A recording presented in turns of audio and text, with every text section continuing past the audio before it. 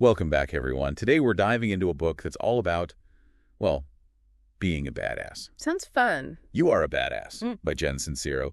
It's self-help, but with a really humorous, direct approach. No sugarcoating here. I like her already. So, what are we focusing on today? We're going to pull out those key concepts, give you some actionable stuff you can actually use to, ditch the self-doubt and build a life you're totally stoked about. Love it. Where do we even begin with that? Well, Sinsero kicks things off with this idea of a subconscious blueprint.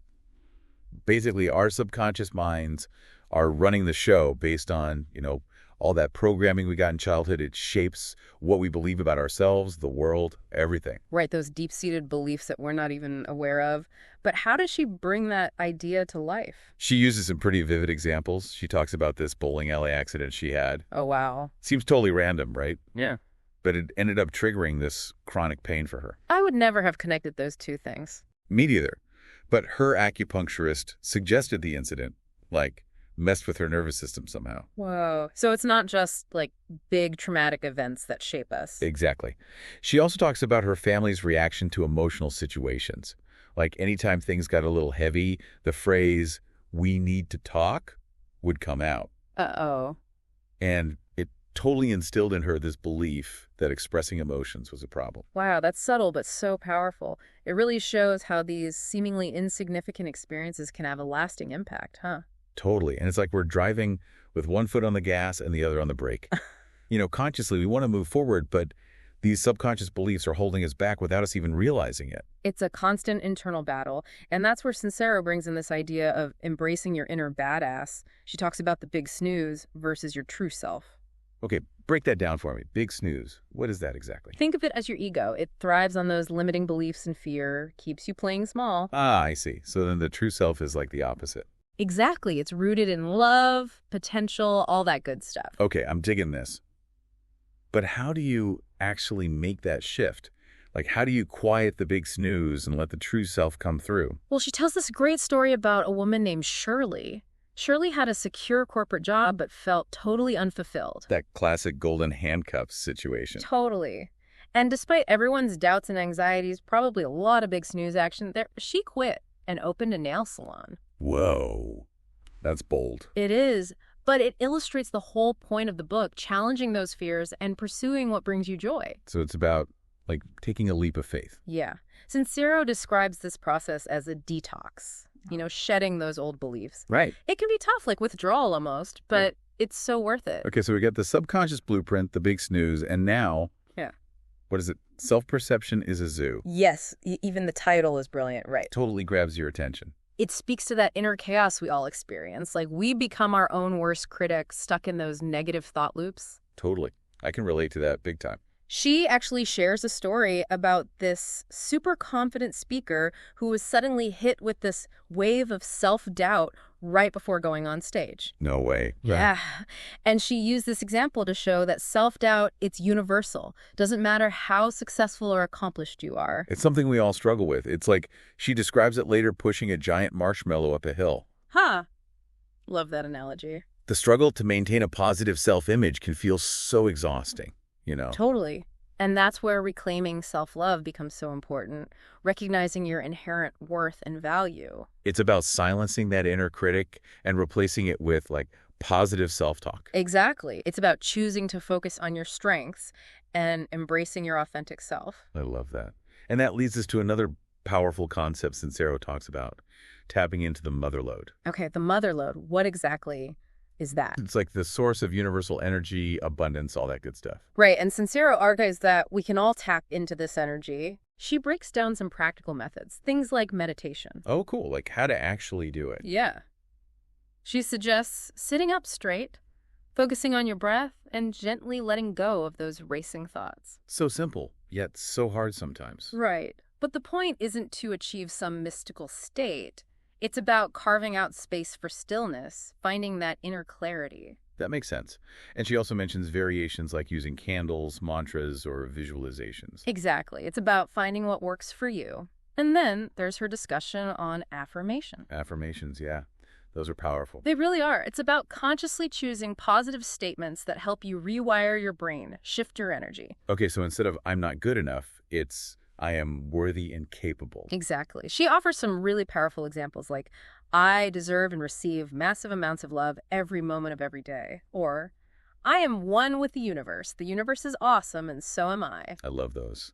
And I think the key is repetition and really feeling those words. Absolutely. It's not just saying the words, it's believing them. Now, get ready, because this next chapter gets interesting. It's called Lead with Your Crotch. Whoa, okay. How does it even relate to personal growth? Well, think about it. When we're kids, we're so uninhibited, right? Playful, fearless, full of energy. Right, so much energy. Lead with your crotch is about rediscovering that energy. It's about taking bold action and pursuing your goals with passion. Okay, so not literally about leading with your... Not literally, it's a metaphor. Yeah. Sinsero even tells this funny story about being in a band called, wait for it, Crotch. No way. Yes. They weren't great musically, but they had fun and didn't take themselves too seriously. It's about embracing that beginner's mindset, not letting perfectionism hold you back. I get it. So it's about taking action, even if it's messy and imperfect. Exactly, because that's how you learn, gain experience, and actually reach your goals. Now let's talk about giving and receiving. Sinsero emphasizes that the universe operates on this flow of energy, and being generous is key to attracting abundance. Okay. I've always been a little confused about that. How does giving lead to receiving? Think of it like this. Giving raises your frequency, strengthens your faith. It's about trusting the universe to provide. So you're not going to run out just because you share. Exactly. Sinsero tells this amazing story about a woman diagnosed with multiple sclerosis. Her mentor told her to give away 29 things for 29 days. Wow, that's a lot. Right. But by the 14th day, things started to shift. Her physical condition improved, her business flourished, and she even wrote a best-selling book called, you guessed it, 29 Gifts. Wow. What an incredible story. So it's not about expecting something in return, but about aligning yourself with that flow of abundance. Exactly.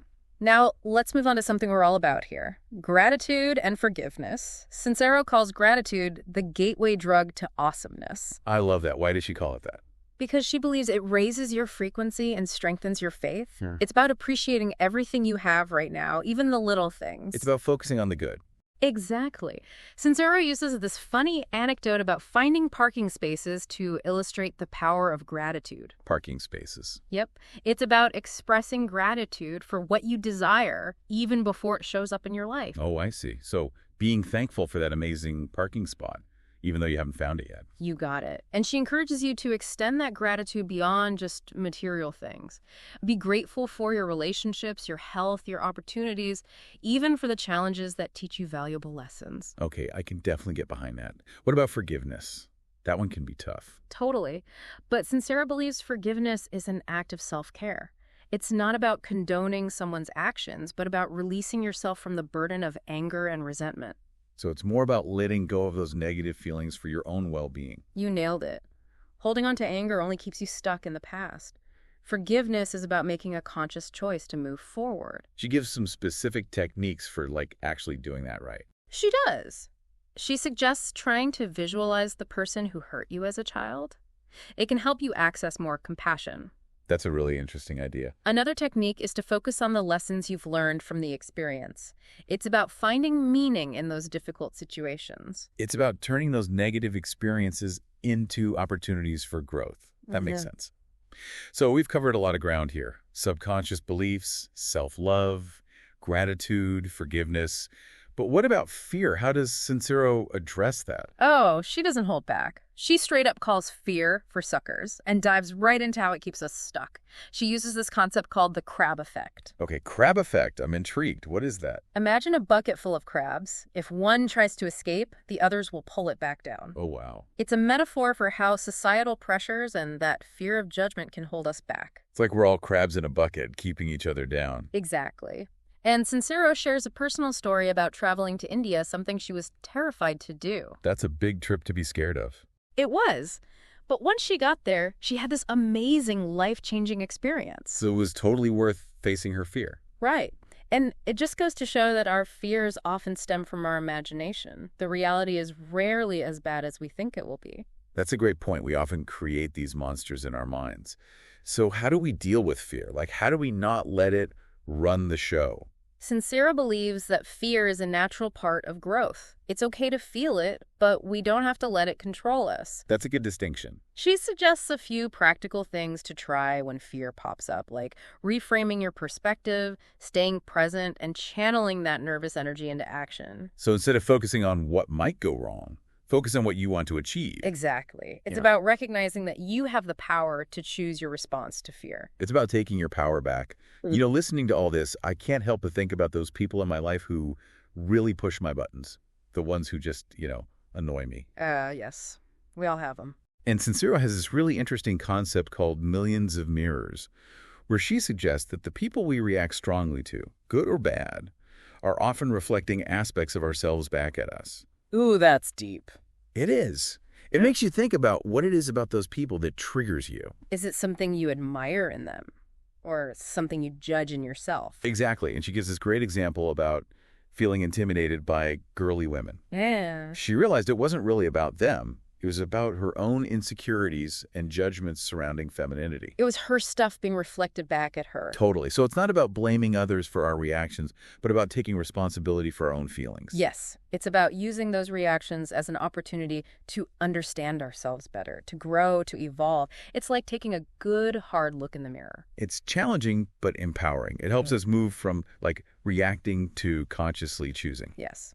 And speaking of choosing, Sinsero really emphasizes that creating a fulfilling life is a process, not a destination. He calls it the sweet life. Yes. It's about being present, appreciating those small moments, and cultivating a sense of wonder in everyday life. I love that. It's so easy to get caught up in the chaos and forget to enjoy the little things. She tells this heartwarming story about her grandmother who found joy in the simplest things like watching the soda fountain at McDonald's. Seriously? The soda fountain? Yeah. It's a reminder to approach life with curiosity and appreciate the beauty that exists all around us. That's a great takeaway. It's about savoring the journey, not just focusing on the destination. Exactly. And that leads us to another big idea. Yeah. Making bold decisions and fully committing to them. She talks about the difference between, really deciding to do something and just kind of trying until it gets too hard. Yes. And remember the story about Henry Ford and his V8 engine? Oh, yeah. He was determined to create that engine his way, even when everyone said it was impossible. Exactly. And it shows that unwavering belief and commitment can lead to incredible results. Sinsero emphasizes that real decisions require action. It's about burning those ships and fully committing to the path you've chosen. So no more dabbling. No more dabbling. And speaking of commitment, no conversation about creating a fulfilling life is complete without addressing money. Yes. The money talk. Sinsero has this really cool perspective. She encourages you to see money as energy. Money is energy. Yeah, and to align your energy with financial abundance. It's about shifting your mindset from scarcity to abundance, from fear to trust. Okay, that makes sense. But how do you actually do that? Sinsero lays out 5 rules for cultivating what she calls wealth consciousness. First, get clear about your limiting beliefs around money. Second, identify and release any guilt or shame you associate with wanting or having money. Third, appreciate what you already have and be grateful for it. Fourth, visualize yourself living in abundance and feeling the emotions that come with that. And finally, stay in shape. Stay in shape. What does that mean in this context? It means keep your frequency high, keep your mindset positive, and surround yourself with people who support you. Sinsero also stresses being specific about your financial goals. So don't just say, I want to be rich. Right. Get clear about what that looks like for you. Visualize it. Feel it. And she also suggests seeking out mentors and surrounding yourself with people who are already financially successful. Exactly. It's about learning from those who have achieved what you desire and recognizing that financial success isn't just about hard work. It's about aligning your energy with abundance. And finally, Sinsero ends her book with a powerful message about refusing to settle for a mediocre life. I love that. It's a theme that runs throughout the entire book, wouldn't you say? Absolutely. It's about recognizing that you have the power to choose, that the only limits are the ones you set for yourself. And believing you can create a life that truly lights you up. Exactly. Sinsero shares a personal story about manifesting her dream writing retreat to illustrate this point. It's a powerful testament to the transformative power of faith, visualization, and letting go. It's a great reminder that we all have the power to create the life we desire. We just have to believe it's possible and take those aligned actions. Absolutely. It really all comes down to recognizing that you have the power to create the life you want. It's like Sinsero says, you are a badass. Exactly. And speaking of badassery, she talks about this concept of surrender, which might seem counterintuitive at first. Surrender. Doesn't that mean like giving up? Not exactly. It's not about throwing in the towel. It's about letting go of that need to control everything. Okay. That's a tough one for a lot of us, right? Oh, for sure. But Sincero offers this really great analogy to help explain it. Imagine two people inviting you to their parties, right? Yeah, I'm picturing it. One person is all relaxed and confident, genuinely happy you're coming. The other person is super anxious, needy, acting like the whole party will be a disaster if you don't show up. Oh, gosh. I know that type. It's a perfect example of how our energy influences our ability to attract what we want. When we're coming from a place of neediness or desperation, we actually create resistance. So it's almost like repelling what you want. Exactly. But when we approach things with confidence, with surrender, we allow things to unfold naturally. I'm starting to see the difference. So it's not about being passive. It's about trusting the process. Precisely. Sincero argues that the universe often has a much better plan for us than we could ever come up with on our own. It's about being open to possibilities, right? Exactly. And you know what else is super important? Gratitude.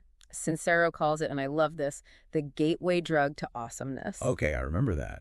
It's about appreciating what we already have. Yeah. But how does that tie into everything else we've been talking about? It's all about raising your frequency, strengthening your faith. Sincero even gives this cool technique called "this is good because." This is good because. I like that. It's like a mental exercise for finding the positive in any situation. Okay, so even when things are tough, there's always something good to be found.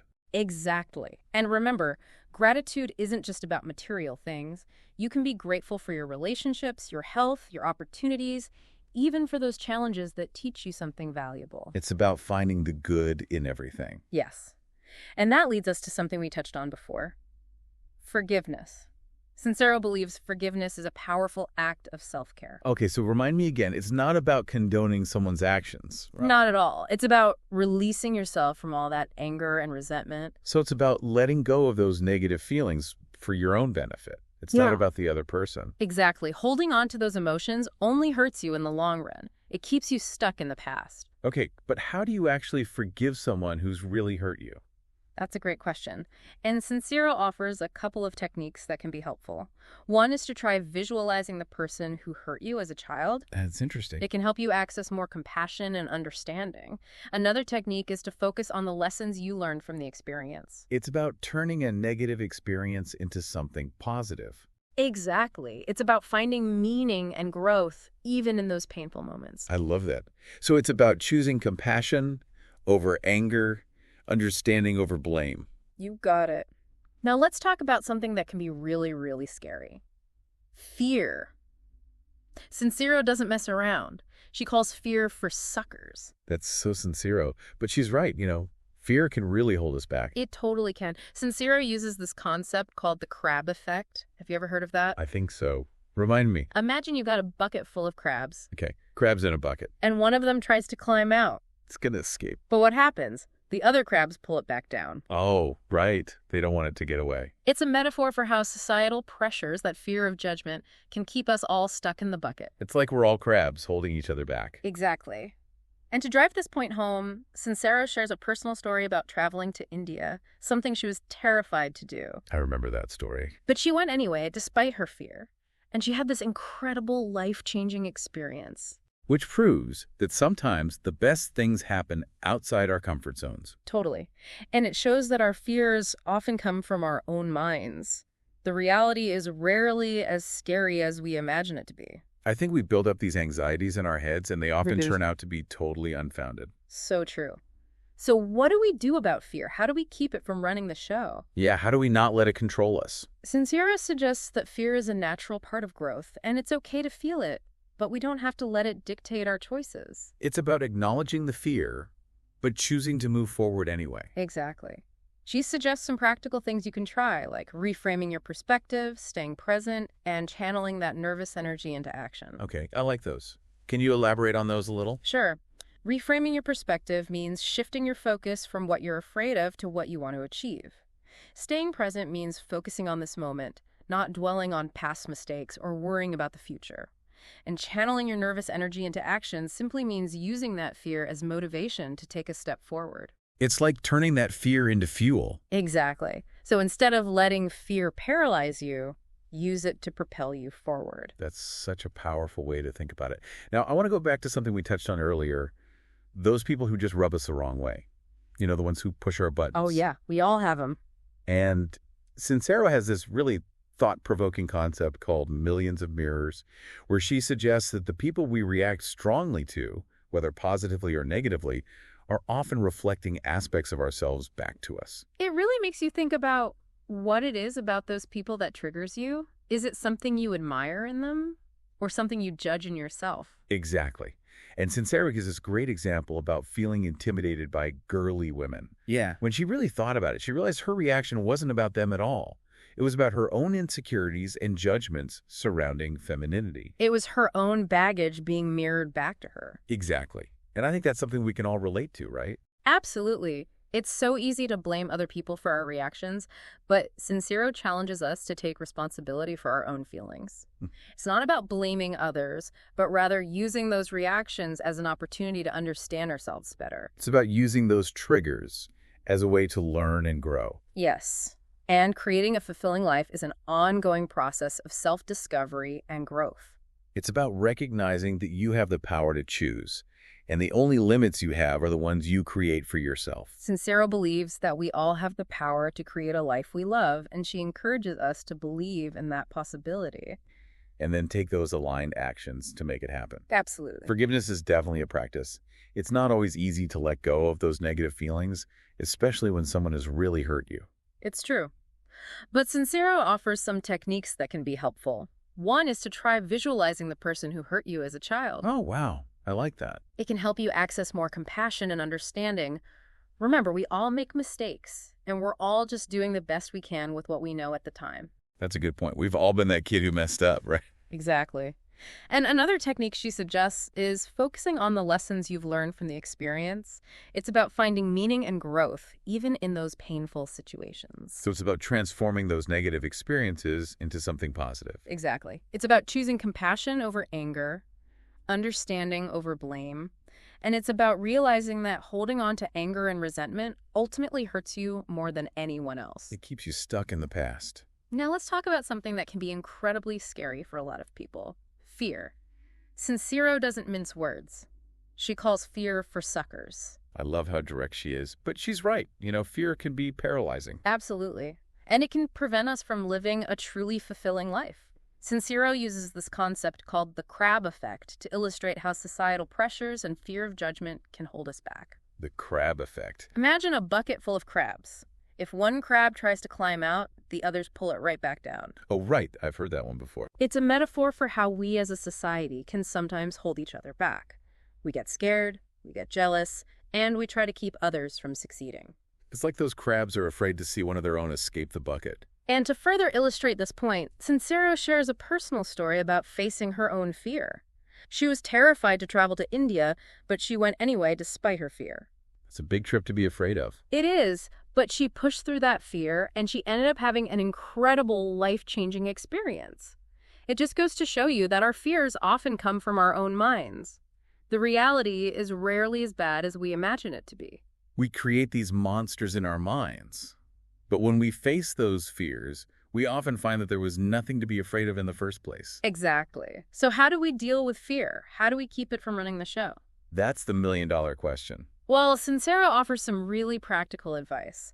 She suggests reframing your perspective, staying present, and channeling your nervous energy into action. Okay, can you break those down for me? Sure.